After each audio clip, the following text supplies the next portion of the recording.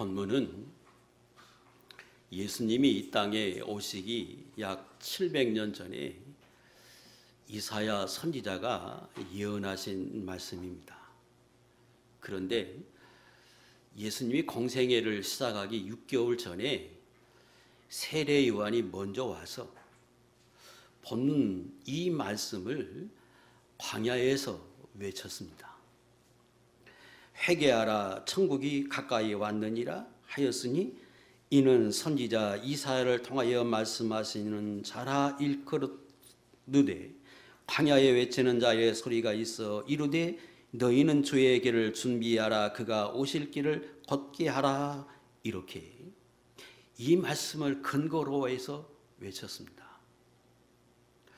그러면 이 말씀이 당시 이사야 선지자에게는 어떤 의미이고, 세례 요한이 예수님 오시기 전에 이 말씀을 외친 그것은 오늘 우리에게 어떤 교훈을 주는 말씀인지, 어떻게 하라고 이렇게 말씀하셨는지 그 부분을 우리가 살피면서 함께 은혜를 나누겠습니다.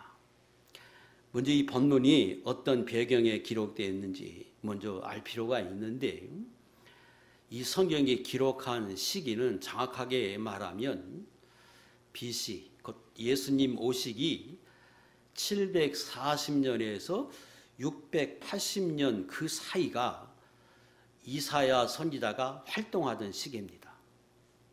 그러니까 이 성경은 최고 오래됐으면 740년, 예수님 오시기 전에, 그렇지 않으면 680년, 그 사이에 기록되었다 볼 수 있겠지요.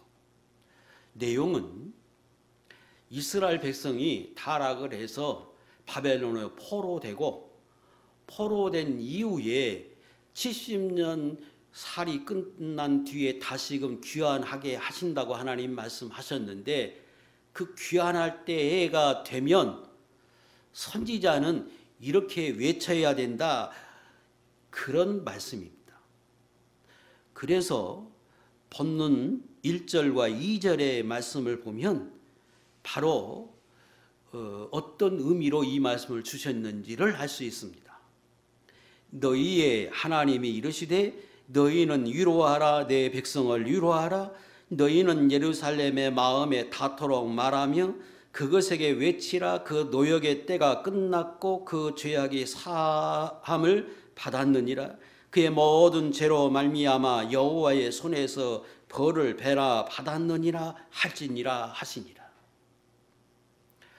바벨론에 포로되고 난 이후에 그들이 그곳에서 하나님을 바라보며 다시금 믿음이 회복이 되었을 때 하나님이 예루살렘으로 다시 귀환하게 하십니다. 그때를 지금 염두에 두고 하나님이 이사야를 통해서 말씀하시는 거예요. 내 백성 이스라엘 백성을 위로해 주라, 위로해 주라.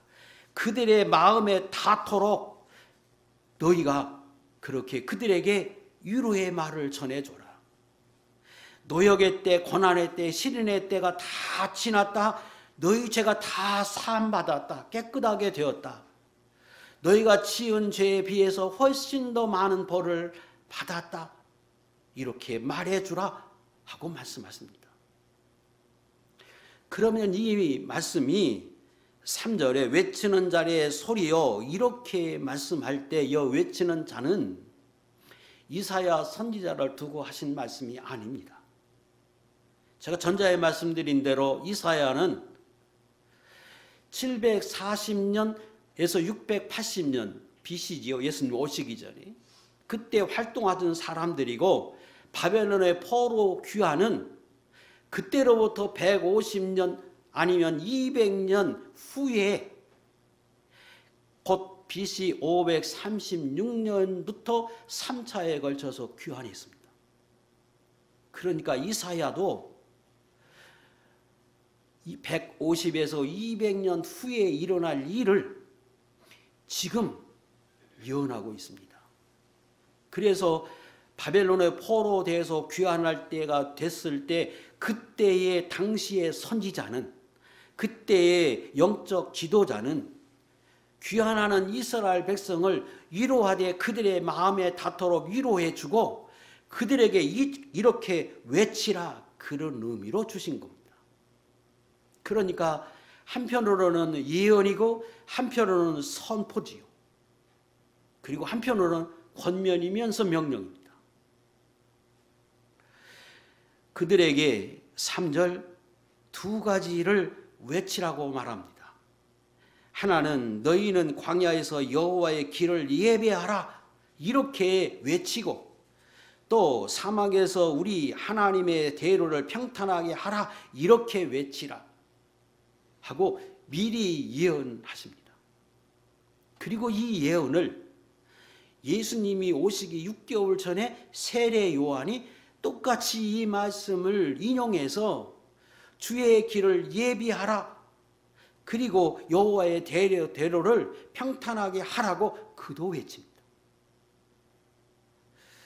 그러면 이 두 가지 의미가 뭘 말하느냐, 그건 좀 살펴야 하겠지요.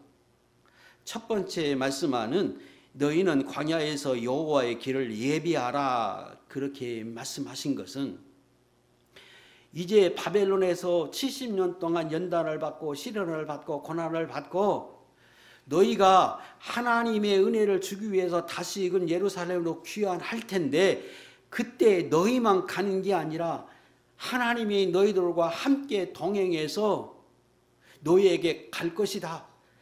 그리고 너희가 예루살렘에 살 때 하나님과 동행했는데 죄로 인하여 떠날 때 나도 떠났지만 이제 다시금 너희가 하나님을 바라보는 믿음의 사람이 되었으므로 너희가 갈 때 나도 같이 갈 것이니까, 그래서 너희에게 예전에 은혜를 주셨던 것처럼 은혜를 줄 것이니까 내가 너희에게 가기 위해서 너희에게 이렇게 말함으로 너희는 나를 맞을 준비, 예비하라, 준비하라, 그런 뜻입니다. 그리고 광야에서 이렇게 말씀하신 것은 두 가지 의미가 포함되어 있습니다. 하나는 그때 그 예루살렘의 상태가 광야와 같이 아주 황무한 상태로 되어져 있는 그 예루살렘을 지칭하는 겁니다.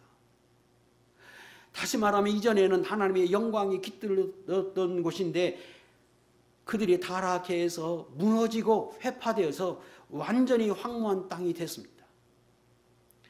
그러나 그곳에서 내가 갈 것이니까 나를 맞을 준비를 하라, 이런 의미의 광야입니다.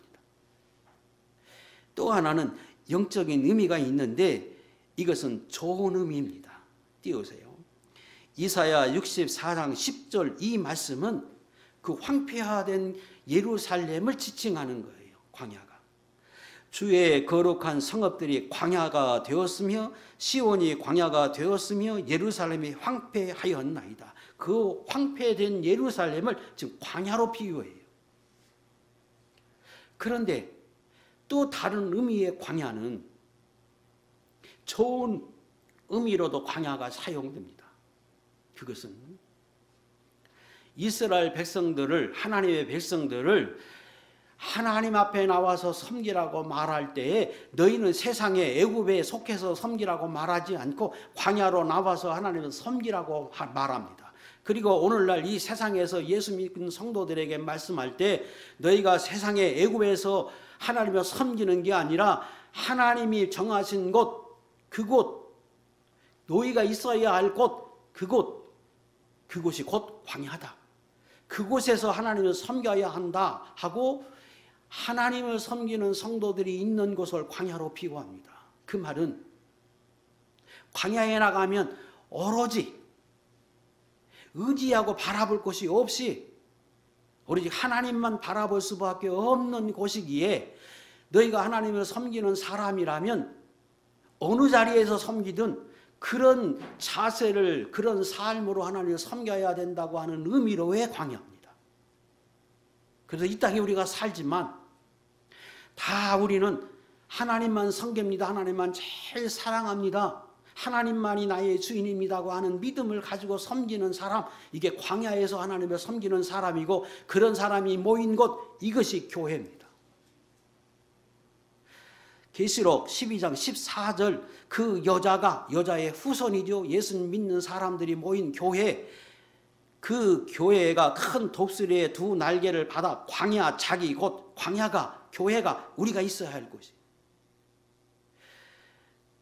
그곳의 나라가 거기서 그 뱀의 낯을 피하여 한때 두때 반때를 양육받는다. 주님 오실 때까지 우리가 하나님 앞에 양육받는 곳, 그것이 광야고 교회입니다. 그런 의미로의 광야예요. 그러니까 예루살렘이 황폐화되었어요. 그러나 또 한편으로 보면 바벨론에 70년 동안 포로되어서 거기서 비로소 깨닫고 주님을 바라보며 믿음으로 하나님만 바라보며 섬기겠다고 결심한 사람들이 그곳에 있었고, 그 사람들이 결심해서 마침내 예루살렘으로 돌아올 때 그들에게 말하는 거예요. 너희의 신앙이, 너희의 믿음이 광야와 같은 믿음이 되었으므로 너희가 그곳에서 나를 맞을 준비를 해라. 내가 너에게 가서 이전에 주셨던 영광으로 다시 회복시켜 주실 것이다. 이런 의미로 지금 말씀하십니다. 두 번째 말씀하신 것은 사막에서 우리 하나님의 대를 평탄하게 하라, 이렇게 또 말씀하십니다. 어떻게 들으면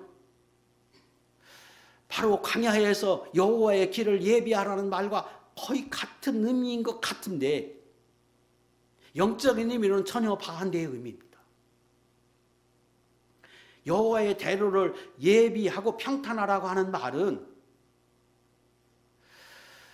예수 믿는 사람이, 예루살렘에 거하는 사람은 마땅히 하나님 앞에 가까이 가서 섬겨야 하는데, 그 하나님 앞에 가까이 가는 그 도로가 큰 도로와 같아서 그렇게 하기만 하면 하나님이 주시는 놀라운 은혜와 사랑에 내 인생이 대로가 열릴 것인데, 하나님을 섬기는 사람임에도 불구하고 그러지 못하고 내 앞에 장애가 있어요.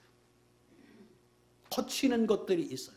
그래서 하나님을 섬기는 때 섬기지 못하게 하는 요소들, 내가 하나님을 보다 세상을 더 사랑하는 것, 내 취미일 수도 있고, 내게 하나님을 섬기는 데 방해되는 것, 거치는 것들이에요. 이런 것들을 이제 제거하고 평탄하게 하고 없애고, 그래서 내가 하나님 앞에 좀 더 가까이 나가서 섬길 수 있는 사람으로 준비되라, 그런 의미의 말입니다. 그래서 앞에서 말씀하시는 여호와의 길을 예비하라고 하는 것은 하나님이 너에게 갈 것이니까 너희가 맞을 준비를 하라 하는 의미이고, 두 번째는 예루살렘에 거하고 있는 사람들에게 주시는 것인데, 너희가 그동안에 하나님을 바로 섬기지 못했다. 왜? 수많은 가지들이 있고 수많은 이 요소들이 그걸 막았어요. 어떤 사람은 기도하는데 무엇이 맞고, 어떤 사람은 하나님을 섬기고 주일날 하나님을 섬기는데 이런저런 모습의 것들이 나로 하여금 그 일을 막는 것들 수없이 많아요. 그런 것들을 평탄하게 해서 이제 하나님 앞에 곧장 나가서 하나님을 섬기는 사람이 되라고 하는 의미로 주시는 거예요. 그것은 이제 그 많은 성도들, 이스라엘 백성들의 마음의 상태, 생활의 상태를 두고 그들에게 권면하는 말씀이에요. 그때 사용하는 그 말은 사막에서 그랬어요. 사막에서. 빈들과 사막은, 광야와 사막은 어찌 보면 같은 의미인 것 같은데 영적으로 보면 전혀 달라요. 광야는 아까 말씀드린 대로 하나님만 바라보고 믿음의 사람을 두고 하는 말이지만, 사막은 넓은 들이긴 한데 전혀 생명이 없어요. 왜? 거긴 물이 없거든요. 그래서 하나님을 섬기는 것 같은 모양을 가진 사람인데 전혀 생명수가 없어요. 은혜의 역사가 없어서 메말라버린 사람. 생명의 역사가 전혀 없어요. 소망이 없어요. 그게 사막이에요. 지금 예루살렘에 그동안에 오랜 세월 동안에 황무지가 되었어요.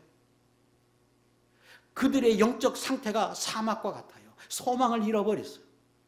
황폐화되었어요.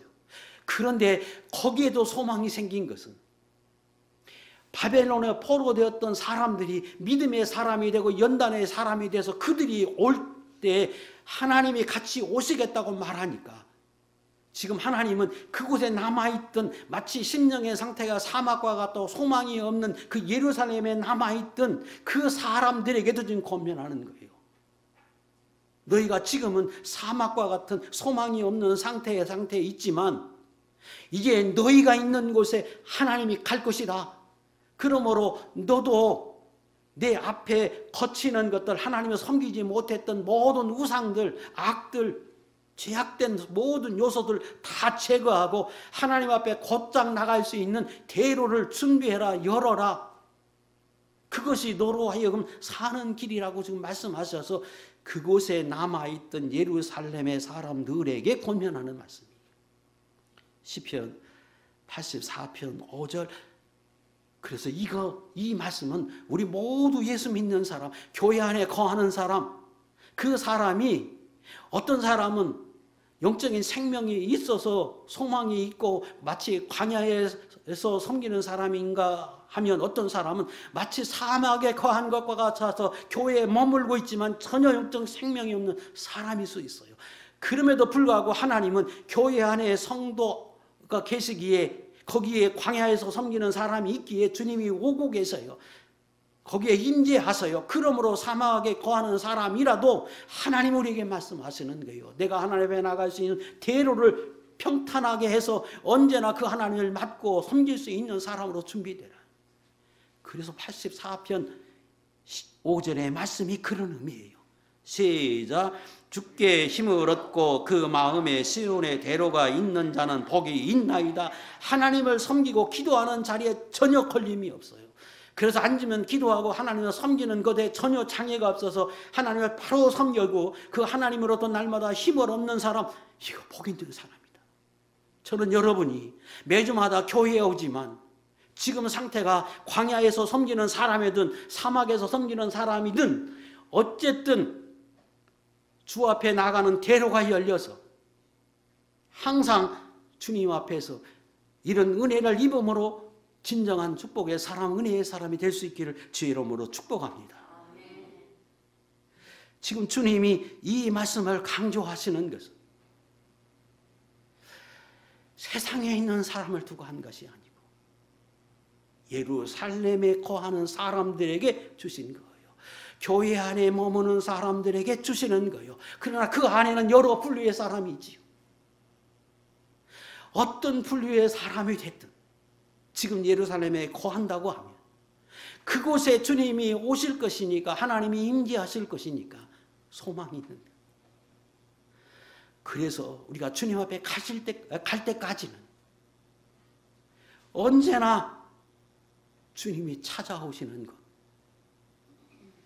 그곳 예루살렘, 교회, 성도가 있어야 할 자기 곳, 이것이 우리가 있어야 할 것이고, 그곳에 있어서 언제나 내가 하나님을 섬기는 장애에 옳지 못한 것을 제거하면 언제나 내 인생이 열리고 소망이 열리는 대로가 있을 수 있다고 하는 사실을 기억하고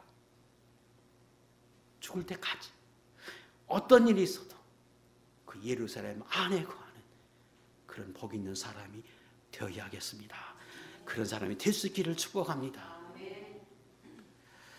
4절 5절입니다. 골짜기마다 도도하지며 산마다 언덕마다 낮아지며 고르지 아니하는 것이 평탄하게 되며 험한 것이 평지가 될 것이요 여호와의 영광이 나타나고 모든 육체가 그것을 함께 보리라. 이는 여호와의 입에 말씀하셨느니라. 그러므로 이제 예루살렘이 이렇게 될 것이라고 하나님이 선포하십니다. 왜? 그동안에는 떠나 있었는데 내가 예루살렘으로 갈 것이다. 그러므로 이제 그 땅이 이렇게 될 것이요. 미래형이에요. 왜? 하나님이 그곳에 가실 것이니까. 주님이 임하실 것이니까. 그리고 그 말씀은 선포이면서 약속이었어요.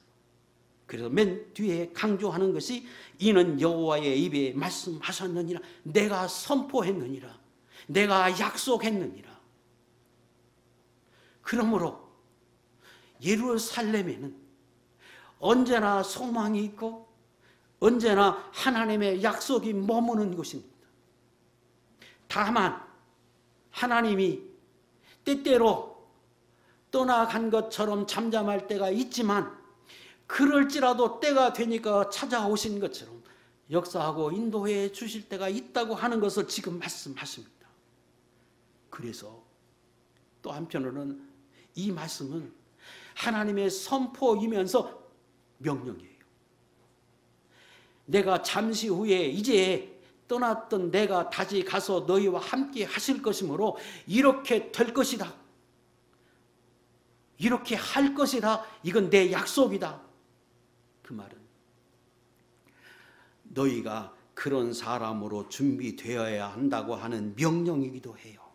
왜? 예루살렘에 거하는 모든 사람 이후에 다 그렇게 된 것이 아니기 때문입니다.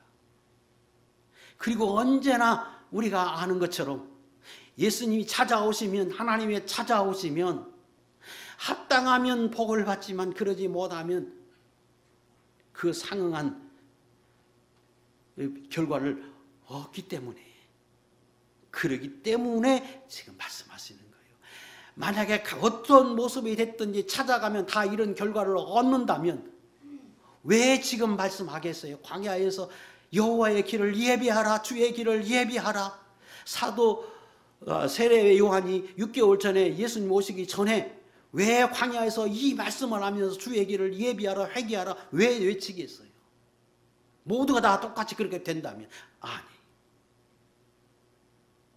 그런 기회가 되고 그럴 수밖에 없도록 하나님 만드시지만은, 그러나 그렇게 준비되어 있지 않으면 은혜 잊지 못하기 때문에 이렇게 말씀하시는 거고, 그래서 여호와의 대로를 평탄하게 하라고 말씀하시는 겁니다. 그러므로 이 말씀은 당시에 바벨론에 포로돼서 귀환하던 그 당시의 사람들에게도 적용될 수 있는 것. 하나님이신 예수님이 이 땅에 인간의 몸을 입고 이 땅에 오는 그 시대에도 적용할 수 있는 말씀이기에 세례 요한이 이 말씀을 근거로 해서 외쳤고, 그리고 마지막 때 이 어두운 세상에 예수 믿는 사람에게는 소망을 주기 위해서, 세상은 심판하기 위해서 마지막에 주님이 재림할 그 시기에도 이 말씀은 적용될 수 있는 거고, 또 하나는 그 하나님이, 그 주님이 오늘 저와 여러분 안에 임마누엘한다는 거예요. 우리 안에 이미 와 계시다는 거예요.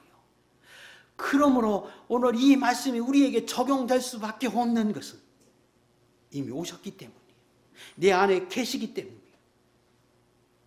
그러므로 내가 여호와 앞에 그 길을 준비한 사람이면 그만한 결과를 얻을 것이고, 하나님 앞에 대로를 열어서 평탄하게 한 사람이 그 결과를 얻을 것이고, 그러지 못하면 그러지 못하는 결과를 얻을 수밖에 없다고 하는 의미예요. 그러므로 이 말씀은 선포이면서 우리에게 주시는 명령이고 권면이다. 그러므로 준비하고 그러므로 합당한 모습이 되도록 해라. 저는 성탄절 내일인데 성탄절을 두고 예수님이 오시기 전에 세례 요한이 외친 것처럼 성탄절을 두고 제가 외치고, 여러분 안에 주님이 계시기에 우리에게도 하나님이 내게 외치는 말씀으로 들어서 반드시 우리도 이런 사람으로 준비되고, 그래서 선한 결과를 얻을 수 있기를 원합니다. 3가지 말씀입니다. 첫 번째, 골짜기가 어두워지며. 골짜기가 어두워지며, 그 말은 하나님이 오시면, 예수님이 오시면 골짜기가 돋아져서 평지가 된다는 거예요. 여기 골짜기는 우리가 아는 깊은 골짜기가 어떻게 형성이 됩니까? 일반적으로는 지각 변동을 일으키죠. 지진이 나서. 그래서 어떤 데는 올라가고 어떤 데는 꺼지고, 그 꺼진 곳이 골짜기가 돼요. 또는 오랜 세월 동안에 비바람을 맞아서 비가 고이고 또 씻겨내가고 비가 내리고 씻겨나가고 바람이 불어서 날아가고 그러면서 골짜기가 생겨요. 이스라엘 백성들에게 바벨론의 포로되는 일은 그들이 바로 하지 못해서 전쟁이 났고 그 전쟁의 패함으로 격변을 일으켜서 지진이 난 것과 같은 격변을 일으켜서 그들이 지금 낮아졌어요. 골짜기와 같은 삶을 살고 있어요. 인간이, 저와 여러분이, 하나님이 우리 안에 계신데 내가 내 삶을 보면 골짜기와 같고 고난과 같고 환난과 같고 어둠이 내 삶을 지배하고 있어요.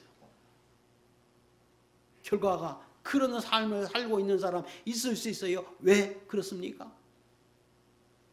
그것은 어찌됐든 하나님 앞에 우리가 옳지 못한 삶을 삶으로 내 삶이 골짜기를 만난 것과 같은 고난과 시련이 내가 겪고 살아갈 수 있어요. 그러나 그런 사람이라고 해도 주님이 오시면 도도해져서 평지가 되고 회복이 되게 한다는 거예요. 예루살렘이 지금 다 회파가 돼서 무너졌어요. 로마의 지배를 받아요. 아니면 바벨론의 지배를 받아요. 그런데 주님이 오십니까? 그들에게 바벨론이 멸망시키고 그들에게 해방을 얻게 해서 예루살렘으로 돌아가게 하고 그곳에서 예전의 영광을 회복하게 하셨어요. 하나님이 성취되게 하십니다. 로마의 지배를 받았어요. 주님이 오시기 전에. 그런데 주님이 오시고 그곳에 그 소수의 믿음의 사람들을 통해서 나중에 예루살렘의 회복을 시킵니다. 말씀으로 한번 찾아보겠습니다. 에스겔 36장 24절 이하의 말씀입니다. 예루살렘이 황폐화되었어요. 소망이 없는 땅이 되었어요. 그런데 하나님이 말씀하시면서 하나님이 이렇게 말씀하십니다. 앞에 있는 말씀 읽겠습니다. 시작. 내가 너희를 데리고 거국 땅에 들어가서 내가 너희 조상들에게 준 땅에서 너희가 거주하면서 내 백성이 되고 나는 너희 하나님이 되리라. 황폐한 성읍을 사람의 때로 채우리라. 그리한즉 그들이 나를 여호와인 줄 알리라 하셨느니라. 이 말씀 그대로 하나님이 실제로 성취되게 하십니다. 예수님이 오시기 전에도 예루살렘이 로마의 지배를 받고 완전히 무너지고 황폐화되었습니다. 그런데 주님이 오시고 난 뒤에 소수의 믿음의 사람들을 통해서 예루살렘이 회복이 되고 나중에 누가복음 24장에 사도행전 1장에 예언하기를 이 땅이 이렇게 보잘것없는 땅이지만 비웃음을 받는 멸시받는 땅이 되었지만 주님이 오심으로 인하여 이 예루살렘으로부터 회개의 역사가 일어나고 나중에 이 예루살렘의 모든 나라에 생명을 전하는 도시가 되고 그래서 말 그대로 평화의 도시, 생명을 전하는 도시로 변하게 될 것이라고 예언하시고 그 예언이 성취됐습니다. 누가복음 24장 47절. 또 그의 이름으로 죄사함을 받게 하는 회개가 예루살렘에서 시작하여 모든 족속에게 전파될 것이 기록되었으니 장차 주님이 이 땅에 오실 때도 이 말씀은 성취될 것입니다. 세상의 어둠이 꽉 차고 예수 믿는 사람은 세상에 수많은 사람, 안 믿는 사람들의 틈바구니에 끼어서 핍박을 받고 멸시를 받으면서 하나님을 섬기는 소수의 사람들로 남을 것인데 그때 주님이 오시면 우리를 하나님에 높여서 우리는 천국 백성이 되게 하고 그들은 하나님의 심판을 하게 하실 것입니다. 그래서 마지막 때에도 이 말씀은 성취될 것입니다. 오늘 우리가 살고 있는 이 땅에서도 그건 그대로 성취되고 있습니다. 내가 믿음 생활하는 사람이 혹 이 땅에서 멸시를 받고 사람들이 나를 인정해 주지 않고 내가 진실하게 성실하게 믿음으로 살려 하지만 세상 사람이 나를 보고 인정해 주지 않고 그래서 나는 더 겸손하게 낮아진 위치에서 사는 사람이라고 해도 언젠가 주님이 임하시면 나로 하여금 하나님에 높여서 믿음의 사람이 되도록 인도해 주실 것인데 반드시 하나님이 그렇게 하십니다. 왜? 주님이 네 안에 계시거든요. 혹 내가 사막과 같은 그런 성적인 상태가 되어서 산다고 할지라도 우리는 언제든지 내 안에 주님이 계심으로 소망을 가져야 합니다. 소망을 가져야 해요. 시편 3편 1절로 3절의 말씀인데 한번 읽겠습니다. 시작. 여호와여 나의 대적이 어찌 그리 많은지요. 많은 사람이 나를 대적하여 말하기를 그는 하나님께 구원을 받지 못한다 하나이다. 여호와여 주는 나의 방패시며 나의 영광이시요 나의 머리를 드시는 자이시니이다. 시편 기자가 지금 자기의 삶을 돌아보니까 마치 골짜기를 지나는 것과 같은 삶이,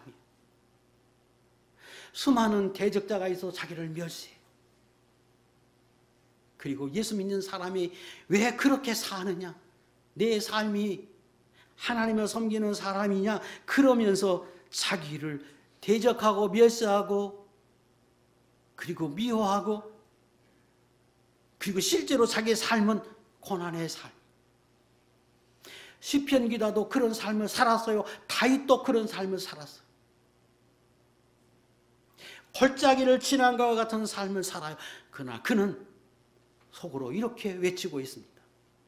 내 지금 삶은 내가 골짜기를 지나는 것과 같아도 내 삶은 지금 낮아진 삶이고 멸시받는 삶이고 황폐되고 무너진 예루살렘과 같은 삶이지만, 그러나 내 안에는 그 하나님이 계시고 그분이 내 안에 와 계시다.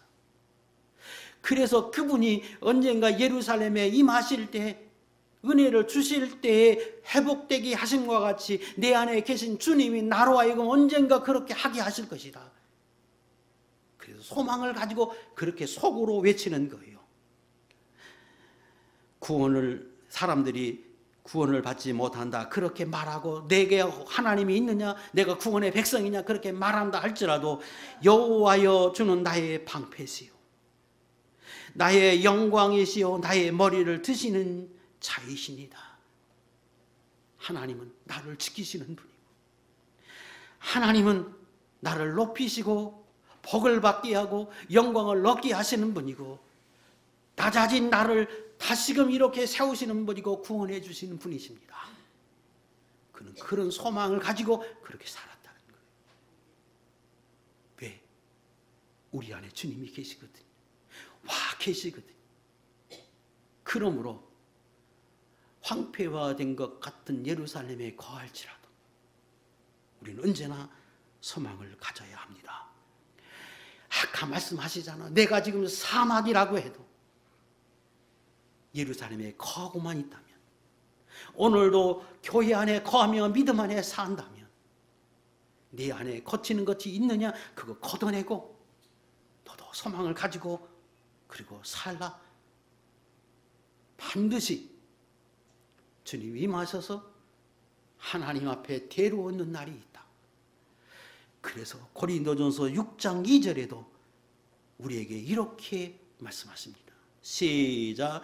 이르시되 내가 은혜 베풀 때 너에게 듣고 구원의 날에 너를 도왔다 하였으니 보라 지금은 은혜 받을 만한 때요 보라 지금은 구원의 날이로다. 그렇게 선포하는 줄 알고, 내 안에 계신 주님이 선지자를 통해서 외치는 것과 같이 오늘도 주님이 내 안에 계신 주님으로 또 나에게 듣게 하시는 줄 알고 소망을 가지고 여호와의 대로를 평탄하게 하고 오실 주님을 맞을 준비를 하면서 그 하나님 앞에 합당한 모습으로 살라. 그것이 아까 요한이 외친 겁니다. 회개하라. 옳지 못한 것 걷어내고 소망을 가지고 주님을 맞아라. 이 성찬절에 저도 여러분도 여기 계신 분도 다 그런 믿음을 가지고 성탄절을 맞는 복 있는 종들이 될 수 있기를 축복합니다. 두 번째는 산마다 언덕마다 낮아진다고 말씀하십니다. 여기 사는 언덕은 인간의 교만을 말합니다. 예루살렘이 교만해서 하나님이 그들을 낮춰서 포로되게 하고 황폐되게 했습니다. 하나님은 사랑의 하나님이지만, 그러나 또 한편으로 보면 그분은 공의 하나님이십니다. 그래서 인간이 높아지면, 교만하면 반드시 하나님이 낮출 때가 있습니다. 반대로 그 말은 역설적으로 말하면 낮아지면 겸손하게 살면 언젠가는 주님이 높이실 날이 있다는 거예요. 예루살렘을 하나님이 놔두셨어요. 왜? 그들이 교만했거든. 인간의 교만이 어떻게 나타나느냐? 예수 믿는 사람의 교만이 어떤 게 교만이나 제일 큰 교만은 자기가 높아지면 하나님의 말씀을 듣지 않습니다. 하나님의 말씀을 듣지 않는 것은 곧 하나님의 말씀과 무관하게 싸웁니다. 반대로 겸손하다고 하는 그 겸손은, 하나님 앞에 겸손은 자기를 부인한 겁니다. 자기를 부인하는 사람은 그 하나님의 말씀을 듣습니다. 그리고 하나님의 말씀대로 사는 삶을 삽니다. 그것이 하나님을 섬기는 삶으로 나타나고 하나님의 말씀을 실천하는 삶으로 나타나는 거예요. 이것이 하나님이 볼 때는 겸손입니다. 하나님의 은혜를 주었더니, 예루살렘을 높여주었더니 그들이 타락해서 하나님의 말씀을 무시하고 하나님과 상관없는 삶을 삽니다. 하나님을 온전히 하나님 말씀대로 섬기고 살려 하지 않고 자기 뜻대로 자기 세상에서 자기 마음대로 살려고 합니다. 이게 교만입니다. 그래서 하나님이 그들의 교만의 근거가 어디에 있느냐? 예루살렘에 부강하게 하니까 그걸 근거로 해서 교만해서 그를 낮추십니다. 황폐화시킵니다. 내게 지식을 주었더니, 물질을 주었더니, 내게 권력을 주었더니, 지위를 주었더니, 평탄하게 살게 했더니 교만해져서 하나님을 바라보지 못하고 자기 뜻대로 삽니다. 그럼 낮추십니다. 그러나 하나님 앞에 겸손한 사람은 하나님 섬깁니다. 이스라엘 백성 평화의 도시 예루살렘이 하나님이 그 말씀대로 성취되게 해서 낮아지게 합니다.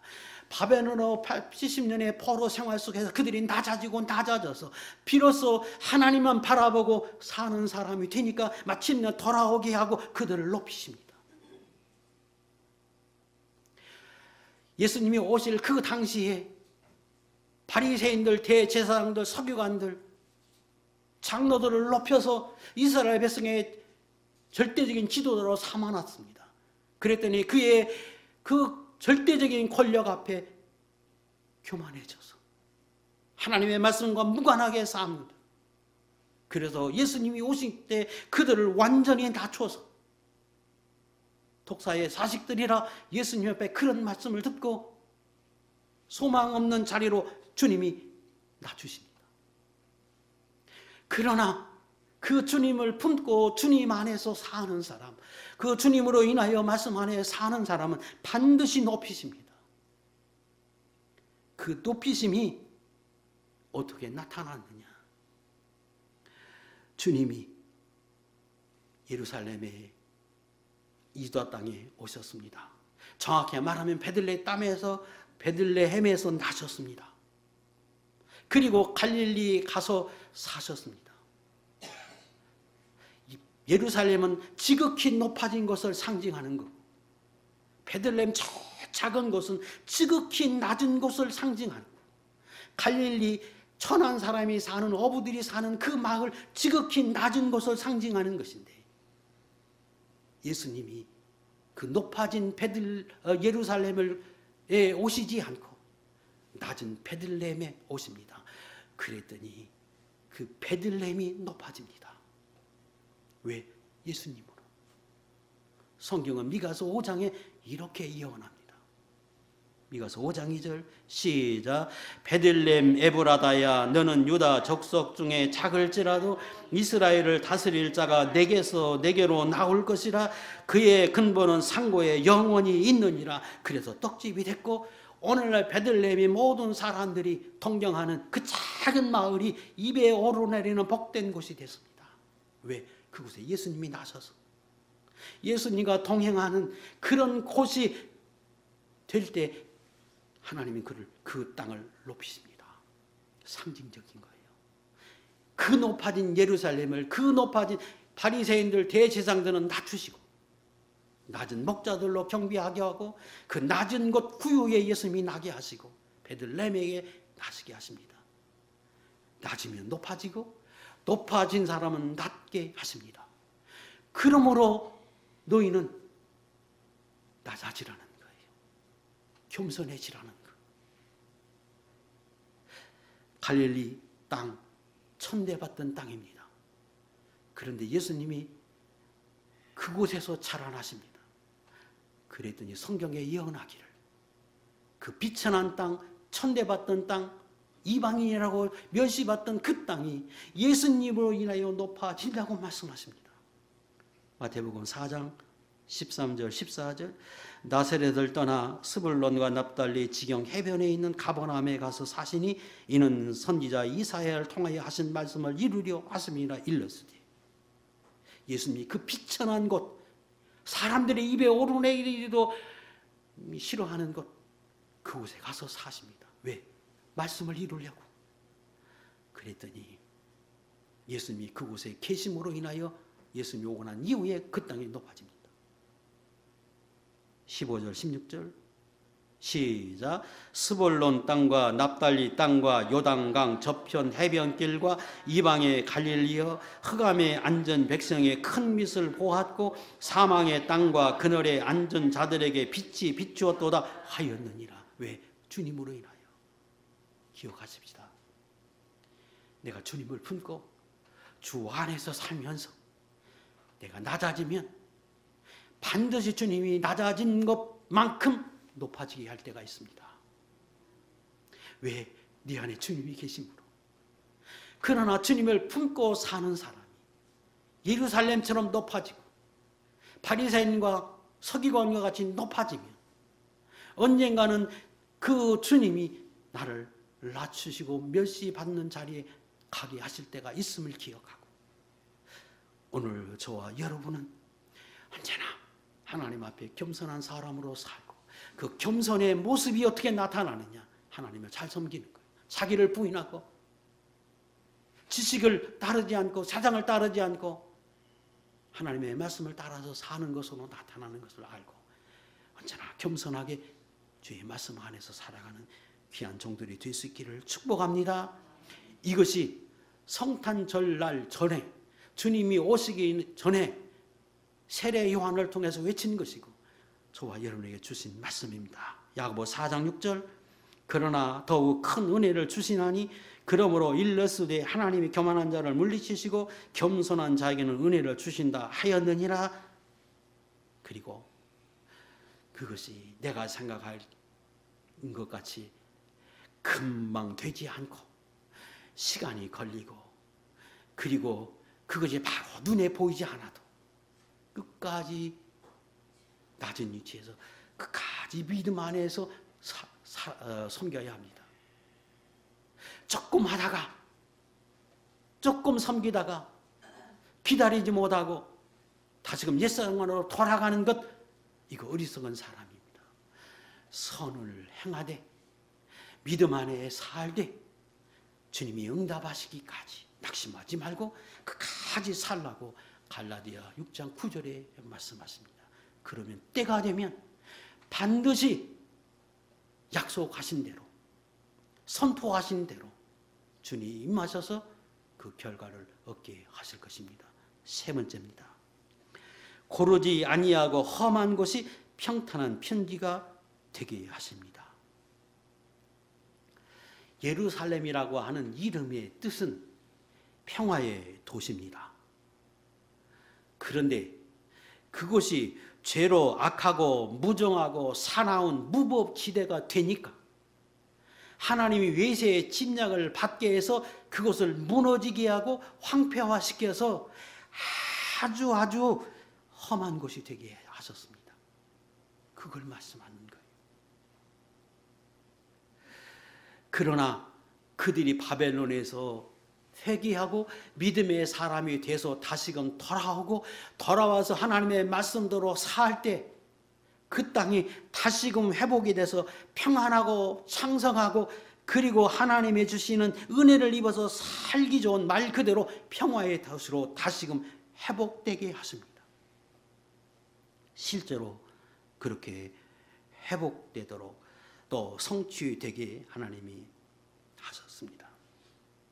그러므로 하나님을 모시고 사는 성도들도 내 안에 고르지 못한 것이 있다면, 내 악에 악한 것이 있다고 하면, 부패된 습성들, 옳지 못한 습관들, 외식들, 이런 것들을 다 없애서 평탄하게 해서 평지가 되도록 해야 한다.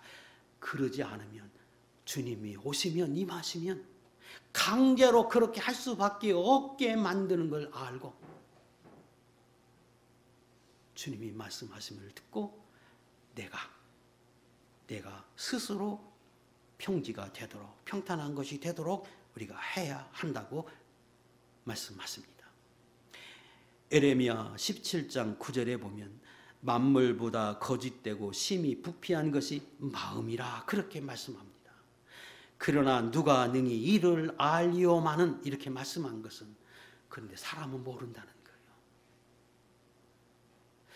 하나님이 볼 때는 인간의 이 마음처럼 부패한 게 없는데, 그것처럼 더러운 것이 없는데, 인간은 스스로 생각할 때 그걸 아는 사람은 별로 없다는 거예요. 그래서 하나님이 선지자를 통해서 그렇게 말씀하십니다. 그러므로 예수 믿는 사람은 내 안에 깨끗하도록, 내가 옳지 못한 습성을 버리도록 날마다 자기를 서서 복종시켜서 하나님 앞에 그렇게 살라는 겁니다. 그러면 하나님이 그런 사람들에게 찾아오시고 평지가 되고 은혜를 얻게 하시지만, 그러지 못하면 험한 것이 된다. 내 삶이 험한 것이 되고 내가 거한 것이 험한 것이 되고, 그러나 내 스스로 깨끗하게 할 때에 평지가 되고 평탄한 것이 되고 형통한 삶이 되게 하실 것을 우리에게 말씀하십니다. 그래서 다윗은 날마다 그가 죄를 짓고 난 이후에 그가 얼마나 자기 자신이 연약한 존재인지, 자기 이 안에 부패성이 있는지를 깨닫고 그는 날마다 하나님 앞에서 기도합니다. 시편 51편에 하나님, 내 안에 정직한 마음을 창조하시고 내 안에 정직한 영을 회복되게 해달라고, 내 속에 아주 깨끗한 마음을 창조해서 처음에 하나님이 만드셨던 그런 사람으로 좀 만들어주시고, 타락해서 훼손되고 넘어지고 그리고 뒤틀려 있는 이 영을 하나님이 정직한 영으로, 새로운 영으로 만들어 달라고 날마다 그는 하나님 앞에 기도했습니다.